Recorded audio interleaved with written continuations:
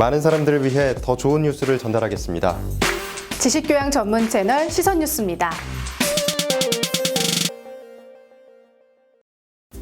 안녕하세요. 레슨업 자동차의 모든 것 지입차 편 박진아입니다. 오늘도 이하나 씨와 함께 하겠습니다. 안녕하세요. 안녕하세요. 아이고, 네. 저희 진짜 올 2017년 되고 저희 옷의 컨셉이 너무너무 비슷한 것 같아요. 텔레파시. 그쵸? 텔레파시. 절대 같이 준비하는 거 아니랍니다. 그러니까요. 같이 준비하는 게 아닌데 또 찰떡궁합으로 한번 이야기를 나눠보도록 하죠. 아무도 신경 안 쓰는 거예요. 너무 잘하셔 이제. 네, 시즌3 저희가 두 가지 컨셉이었잖아요. 지입차 부주분들 만나는 것도 있었고요.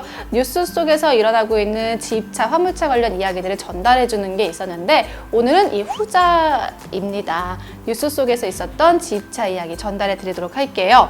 지난해에도 사실 몇 차례 얘기가 나왔었고요. 키워드 통해서도 이야기를 한 바 있어요. 국토교통부에서 보도자료를 냈었죠. 좀 지났기 때문에 다시 한번 좀 환기를 시키자 이런 의미로 이야기를 준비해 봤습니다.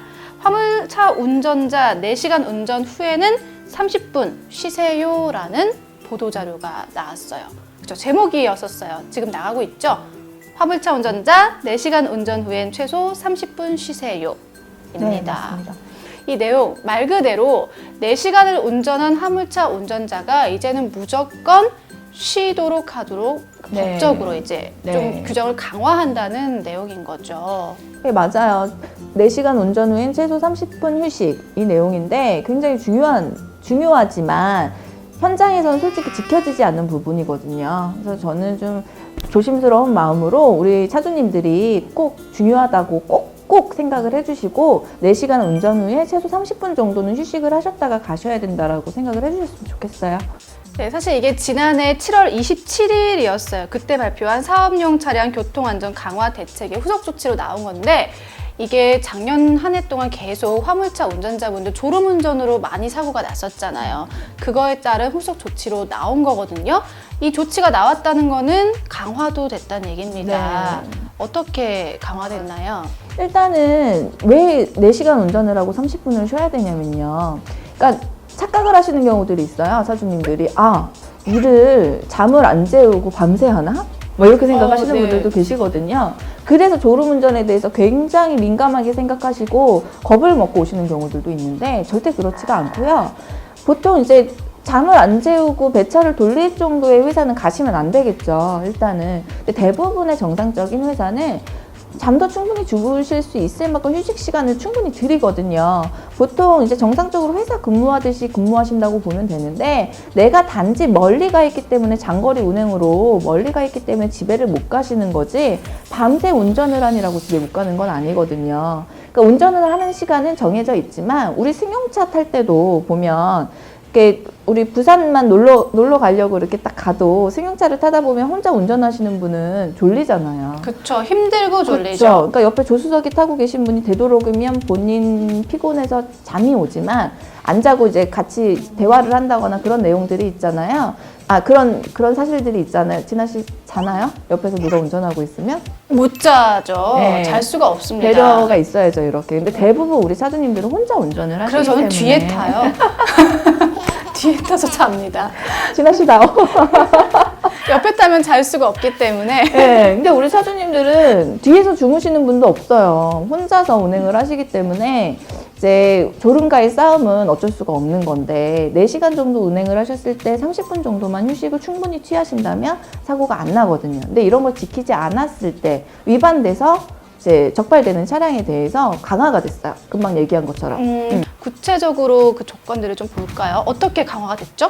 일단은 뭐 1차, 2차, 3차로 나누어지는데요. 1차, 2차, 3차. 예, 그렇죠. 점점점 강화가 되는데 이제 일단은 사업 정지를 받아요. 1차인 경우는 10일, 2차인 경우는 20일, 3차인 경우는 30일인데 이제 일단은 사업 정지와 뭐 그 일수에 따라서 틀려지지만 그게 아니면 또 벌금형이거든요. 60만 과징금이라고 원에서 그렇죠. 하죠.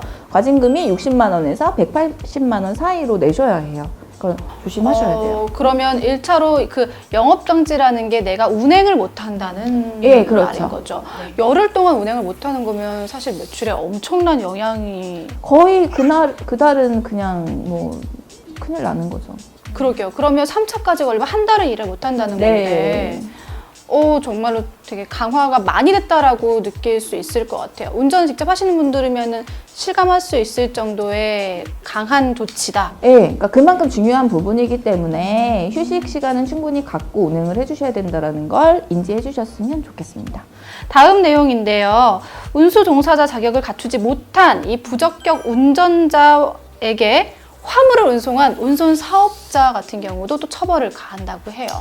네, 그러니까 이건 차주님들 이야기가 아니라 네. 이제 운수회사에서 사주분으로서 자격이 없음에도 불구하고 일을 이제 시키는 거죠. 그거에 대해서 엄격하게 처벌을 한다 이런 내용이거든요. 간략하게 설명하면. 맞아요. 지금 현행상은 운행이 30일이 정지가 돼요. 그 적발 차량에 대해서. 네. 네, 그리고 2차로 위반을 했을 경우에는 그 감차 조치가 이루어지죠.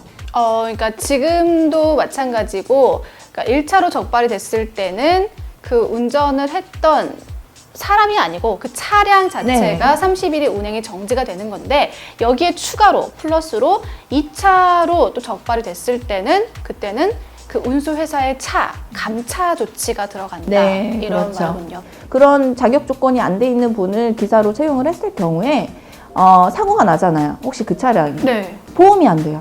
그렇네요, 당연히. 네, 사고 처리가 안 된단 말이죠. 그러면 온전히 회사에서 다 정리를 해야 된단 말이에요. 회사 손해가 더 커요, 결론적으로는. 그러니까 기본적인 자격 조건을 갖춘 분들을 채용을 해야 되는 게 기본적인 의무이자 그리고 본인들을 위한 행동인 거죠.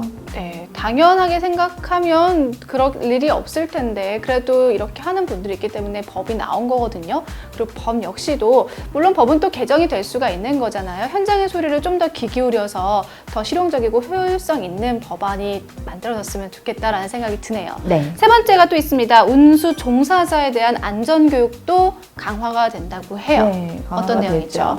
보수 교육 중에 운송 자격증을 받고 있는 보수 교육 시간 내에 이제 위반을 한 분 같은 경우에 위반을 한 사람의 경우에 교육 시간을 원래 4시간이거든요. 8시간으로 늘려요. 훨씬 많이 네, 늘리는 거예요. 지겹습니다. 지키고 말지, 내가. 네, 그러니까 4시간에서 8시간으로 확대가 되고요. 그리고 이제 무사고, 그리고 무벌점 차량들이 있죠. 이제 정말 깨끗하게 운전을 하신 분. 네. 그런 분들에 대해서는 아예 교육 시간이 없어요. 면제가 되죠. 굉장히 가장 좋죠. 깔끔한 게 이제 지킬 건 지키고 안전하게 하고 그러면 더 이제 그런 분들에게 더 혜택을 주고 그렇지 않은 분들에게 약간의 페널티가 있다. 네. 이렇게 생각하면 되겠네요. 네. 네, 오늘 함께 알아본 내용은요. 근본적인 내용은 그거예요. 운수 종사자, 차주님들 모두 안전하고 아름답게 우리 지입차, 화물차 운전합시다라는 내용이거든요. 까다롭고 하고 그런 것보다 정말 기본만 잘 지킨다면 문제될 게 없는 그런 내용인 것 같습니다. 네, 맞아요. 네, 그래도 잊지 마시고요. 저희는 상담 코너 가보도록 할게요. 근데 그거는 사람 성향, 직업마다 사람 성향에 맞춰서 가야 되는 게 맞잖아요. 이거는 이제 성과라고 하죠. 성과에 대한 부분도 만족스러울 수 없는 거고, 당연히. 오신 분도 헛걸음 하신 거나 마찬가지이기 때문에 추천드리고 싶지 않죠. 그런 분들은.